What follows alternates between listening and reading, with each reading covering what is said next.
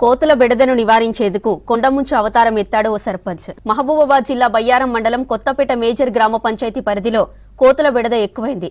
దీంతో గ్రామ సర్పంచ్ భూక్యా ప్రవీణ్ నాయక్ కోతులను తరిమికొట్టేందుకు కొండముచ్చు అవతారం ఎత్తాడు. కొండముచ్చు వేషధారణలో గ్రామంలో తిరుగుతూ కోతులను తరిమారు ఉప సర్పంచ్, వార్డు సభ్యులు.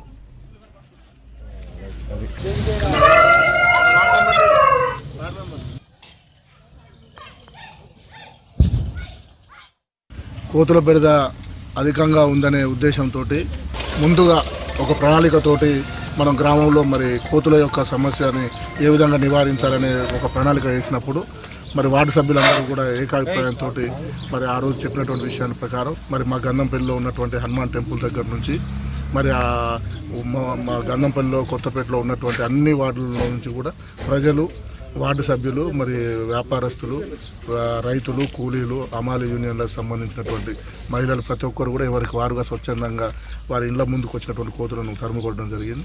దాదాపుగా ఒక 700-800 కోతులను మరి ఊరు చివరి దాకా దాటించే ప్రయత్నం చేసినాం. అంటే వీటితోటి కోతుల సమస్య పోతుందనేది కాదు, ముందుగా ప్రజల్లో అవగాహన తీసుకురావాలనే ఒక సంకల్పంతో ఈ కార్యక్రమం నిర్వహించినాం.